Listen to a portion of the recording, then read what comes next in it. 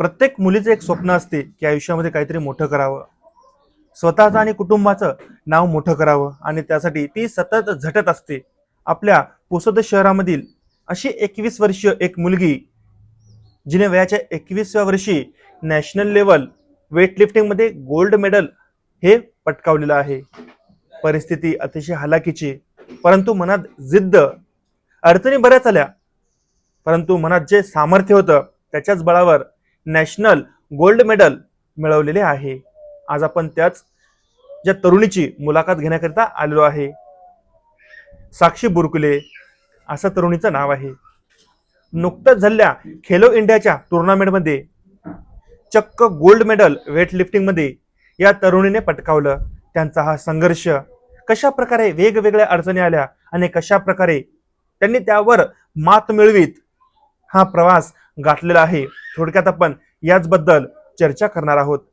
साक्षी, तुझं आपल्या चॅनलवर खूप खूप स्वागत आहे आणि तू जे गोल्ड मेडल पटकावलं त्याबद्दल तुझं खूप खूप अभिनंदन.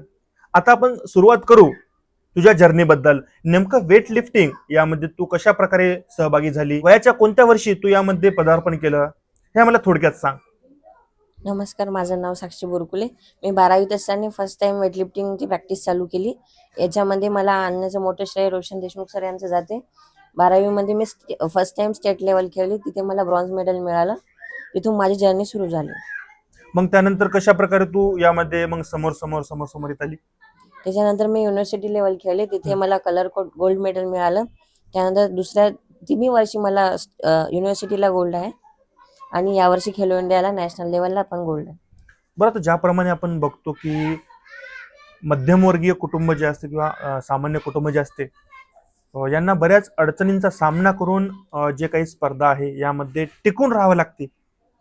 तर नेमकं तू प्रॅक्टिस करताना वेट लिफ्टिंग हा खेळामध्ये आल्यानंतर कोणकोणत्या समस्या अडचणी तुला आल्या आणि तू कशा प्रकारे त्याच्यावर मात केली याबद्दल सांगा मला. जसं फार काही नाही, फायनान्शियली म्हणजे पैशाची वगैरे अडचण आली, तेवढं काही नाही. बट मला सपोर्ट करणारे खूप जण होते, म्हणून मला काही जाणवलं नाही तेवढं. अच्छा. परत ज्याप्रमाणे आपण म्हणतो की शिक्षण कोणतंही असो, योग्य गुरु असला तरच आपण त्यामध्ये यशाचं शिखर हे गाठू शकतो. मग नेमकं या तुझ्या यशामागे कोणत्या व्यक्तींचा हात आहे, ज्यांच्या प्रयत्नांमुळे आज तू नॅशनल तेही गोल्ड मेडल पटकावलेलं आहे? सर्वप्रथम तर माझे कोच रोशन देशमुख सर यांचा खूप मोठा वाटा आहे. त्यानंतर माझ्या परिवाराचा, गुणवंतराव शाळेचे क्रीडा शिक्षक आहे अविनाश कराळे सर यांचा, माझ्या कॉलेजचे जे शिक्षक आहेत त्यांचा सुद्धा आहे आणि रावजी फिटनेस सेंटरचे अध्यक्ष वैभव फुके सर, त्यांच्या मिसेस फुके मॅडम, अजून आमच्या गुणवंतराव शाळेच्या मॅडम प्रज्ञा जवादे मॅडम यांचा पण खूप मला सपोर्ट आहे. बरं, असं कधी झालंय का की तू टुर्नामेंट खेळत असताना मन खचून गेलं, आपण करू नाही शकत अशा मनात भावना आल्या किंवा काही अडचणी आल्या, तसा कोणता प्रसंग घडला होता का कधी? प्रत्येक मॅचच्या वेळी असा प्रसंग घडतच असतो, बट मी या सगळ्यांना कॉल करून बोलत चांगले वाटते. नेमकं एखादी तशी स्थिती सांगू शकता का की समजा एखादा अशी मोठी टुर्नामेंट आहे त्यामध्ये ही तू खेलो इंडियाचीच टुर्नामेंट होती. अशी नेमका प्रसंग काय होता मग तो? भीती वाटत होती की फर्स्ट टाइम नॅशनल होतं, एवढं मोठी मॅच होती, होणार की नाही, लागणार की नाही मेडल, पण मग झालं. तिथं स्पर्धक कुठकुठले होते नेमकं, म्हणजे तुझ्या अपोज मध्ये म्हटल्याप्रमाणे? आसाम, छत्तीसगड, रायपूर वगैरे सगळीकडचे होते. म्हणजे माझ्या वेटमध्ये 8 मुली होत्या, 8 स्टेटच्या. 8 मुली 8 स्टेटच्या. बरं, वेट कॅटेगरी बद्दल सांगू शकता का तुझ्या? नेमकं ही वेट कॅटेगरी काय राहते आणि कशा प्रकारे समजा हा जो खेळ आहे वेट लिफ्टिंग किती राऊंडचा असतो, कशा प्रकारे असतो, मार्किंग कशा प्रकारे असते त्याची थोडक्यात सांग ना आम्हाला. वेटलिफ्टिंग मध्ये 8 वेट कॅटेगरी असतात आणि याच्यामध्ये 6 चान्स असतात. फर्स्ट 3 असते स्नॅच मध्ये आणि नंतरचे 3 असते क्लीन अँड जर्क मध्ये. नंतरचे जे थर्ड आहेत ते काउंट करतात आणि त्याची टोटल होते. अच्छा. मग तुझे एकूण जे मार्किंग आहे त्या मार्किंग किती होत्या? फर्स्ट याच्यात 68 आणि दुसऱ्या याच्यात 82, असं टोटल 150 होतं. 150. हे 150 मार्क म्हणजे 150 किलो अशी काय वेट वगैरे हा, असते का? 150 किलो टोटल. 150 किलो. आणि जे समजा सेकंड रँकवर आहे किंवा थर्ड रँकवर आहे ते किती किलोचे त्यांनी मारलं होतं, नेमका नेमका फरक काय होता नेमका तुमच्या माझं दोघांमध्ये? सेकंड हे होतं 121 किलो आणि थर्ड वाली जी होती ती 118 किलो उचललं होतं तिने. म्हणजे तुझ्यात आणि सेकंड मध्ये बराच फरक होता. हो. जवळपास 29-30 किलोचा फरक होता तुमच्या दोघांमध्ये. शिक्षणही आपल्याला सांभाळावं लागते. हो. कशा प्रकारे शिक्षण वगैरे चालू आहे तुझं? मी बीकॉम फायनल इयरला आहे आणि म्हणजे माझे शिक्षणात सपोर्ट करतात कॉलेजचे, तर मग शिक्षणात काही अडचण नाही आली. मी पुन्हा फोकस याच्यावर केला, गेमवर.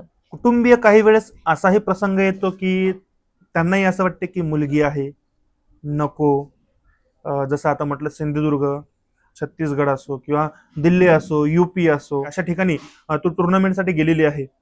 मग त्यांच्या मनात थोडं भीती वगैरे की बा एवढ्या लांब आपली मुलगी जाईल का, कशा प्रकारे जाईल, ती सुरक्षित आहे का नाही आहे का, त्याबद्दल घरच्यांनी कधी तुझ्या बरोबर डिस्कशन केलेलं आहे का? मग त्यामधून तो चर्चा आणि ते निष्कर्ष कशा प्रकारे निघालेला असेल, काही पॉझिटिव्ह निगेटिव्हही काही समजा तसा प्रसंग होता का, ते सांगा मला. नाही, तसा काही प्रसंग नव्हता. पहिलेपासून रोशन सर येत होते सोबत मॅचेसला, आणि घरच्यांना माहिती आहे सोबत असतात म्हणून त्यांना काही एवढा प्रॉब्लेम झाला नाही आता. प्रत्येकाचं एक स्वप्न असते की आयुष्यात एक ती उंची आपण गाठायला पाहिजे. मग तुझ्या मनात काय स्वप्न आहे, आपण काय करायला पाहिजे शेवट? माझं तर हेच स्वप्न होतं की नॅशनलला मेडल लागावं आणि चांगली जॉब मिळावं. बट माझ्या सरचं स्वप्न आहे इंटरनॅशनल खेळायचं, तर त्यांचं स्वप्न पूर्ण करणार. क्वचितच असे जे विद्यार्थी आहे ते मिळतात की जे एका गुरूंच्या स्वप्नांकरिता झटताना बघायला मिळतात आपल्याला. आणि जे साक्षी बुरकुले आहे त्यामधले एक आहे. नुकतंच आपण बघितलं गोल्ड मेडलिस्ट साक्षी बुरकुले हिचा जीवन प्रवास, हिचा अनुभव. आता आपण त्यांच्या ज्या आई आहे त्यांच्याच मार्फत त्यांनी कशा प्रकारे साक्षीला पाठबळ दिलं, नेमकं त्यांच्या मनात काय विचार होते जेव्हा साक्षी म्हटले की मला बाहेरगावी जायचं, मला या ठिकाणी वेटलिफ्टिंगची ही स्पर्धा खेळायची आहे, माझ्या मनात हे विचार आहेत. त्याबद्दल महत्त्वाची बाब म्हणजे ज्यावेळी वेटलिफ्टिंगसाठी साक्षी मैदानात उतरली त्यावेळी तिच्या डोक्यावर वडिलाचे छत्र नव्हते किंवा हात नव्हता. त्यावेळी मग जे आई म्हणून त्यांनी पाठबळ दिलं, नेमकं हा जो विषय आहे, जो भावस्पर्शी विषय आहे, त्याचबद्दल आपण थोडक्यात चर्चा करणार आहे. तुमचं चॅनलवर स्वागत आहे. ज्याप्रमाणे आज तुमची जी मुलगी आहे वयाच्या 21व्या वर्षी नॅशनल खेळत आहे, संपूर्ण देशामध्ये तिचं नाव पोहोचलेलं आहे. नेमकं तुम्हाला कसं वाटते तुमच्या मुलीचं नाव आज देश पातळीवर पोहोचलं, नेमकं तुमचा काय अनुभव आहे त्याबद्दलचा?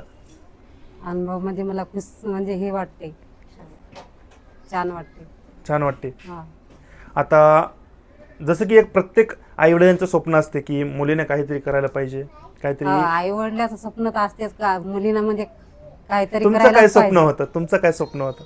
म्हणजे माझ्या मुलीनं जावं समोर, असं माझं स्वप्न. समोर जाऊ. जेव्हा साक्षी टुर्नामेंट मध्ये उतरली वेटलिफ्टिंग मध्ये, त्याने सांगितलं असेल की मला या ठिकाणी समजा सिंधुदुर्ग असो, हो सांगितलं, किंवा कोल्हापूर, सोलापूर, एक्सवायझेड किंवा दिल्ली, मुंबई अशा ठिकाणी आपल्याला टुर्नामेंटसाठी मला जायचंय. मग त्यावेळेस तुमच्या मनात काय विचार होते की आपण जाऊ द्यायला पाहिजे नाही पाहिजे? नाही, तशी विचार नाही आली माझ्या मनात. जे आपण वातावरण बघतो इतर ठिकाणचं वगैरे, बघतो ते खरी वातावरण म्हणजे असं टीव्ही, हा, पण नाही माझ्या मनात नाही येऊ दिले तसे विचार. तू चालली का बाई, जा. तुम्हाला काय वाटते साक्षीनं आणखी किती उंच भरारी घ्यायला पाहिजे? आता उंच तर भरारी घ्यायला पाहिजे, आणखी. पण आता तुमची स्वतः असेल तर घेईल उंच भरारी. जेव्हा तुम्हाला कळालं हा की तुमच्या मुलीने हा गोल्ड मेडल पटकावलं नॅशनल लेवलचं, म्हणजे आम्ही ती टीव्ही जवळ बसून होतो, आम्ही जेवण सुद्धा नाही केलं त्या दिवशी, आम्ही त्या दिवशी तिथंच बसून होतो. घराचं वातावरण कसं होतं? घराचं वातावरण म्हणजे खुश होतं, असं लेकरं बाळ पाहत होते हा. टीव्ही. आम्ही त्या दिवशी स्वयंपाक पण नाही केला, आम्ही पाहत बसले होतो. सर्वांचं लक्ष टीव्हीकडेच होतं टीव्ही कडेच होतं की आपल्या मुलीचा काय रिझल्ट आहे. रिचेट येते, आणि- लाईन गेली तर वाटलं असं कधी येते लाईन आणि आम्ही कधी पाहा. लाईन गेली होती का त्यावेळेस? हा, लाईन ती इयरची लाईन जायची, आम्हाला वाटलं आता कधी लाईन येते ना आम्ही कधी पाहा, असं मग वाटलं. मग काय झालं? मग ते दिसला जिंकून आलेली. मग कसं झालं मनामध्ये? मग तुम्ही मनामध्ये- ते तुम्ही आनंद कोणाकोणाला सांगितलं सगळ्यात पहिले? मी सर्वांनाच सांगितलं, म्हणजे इथून एवढ्या. अच्छा. हा, तिची छोटी बहीण आहे तर ती तर उड्याच मारायला लागली. माझी दिदी आली करून.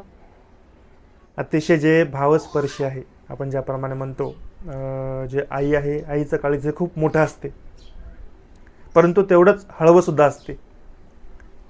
परंतु इथे जे आपण म्हणतो आपला महाराष्ट्र हा जिजाऊ माँसाहेबांचा आहे, आपला महाराष्ट्र हा सावित्रीबाई फुलेचा आहे, आपला महाराष्ट्र हा माता रमाईचा आहे. यांचं जे कर्तृत्व दातृत्व होतं हे कोणीही विसरू शकत नाही. आणि त्यांच्याच जे संतती आहे आज महाराष्ट्रामध्ये आहे, आणि त्यापैकीच एक साक्षी बुरकुले यांच्या आई, ज्यांचं काळीज एवढं मोठं की जे आपल्या मुलीचं स्वप्न आहे तेच त्यांनी आपलं स्वप्न बाळगलं. एक अतिशय छान आपली जी मुलाखत आहे आपण घेतलेली आहे. मी आशा करतो मोठ्या प्रमाणावर तुम्ही हा व्हिडिओ शेअर कराल. हीच विनंती. धन्यवाद.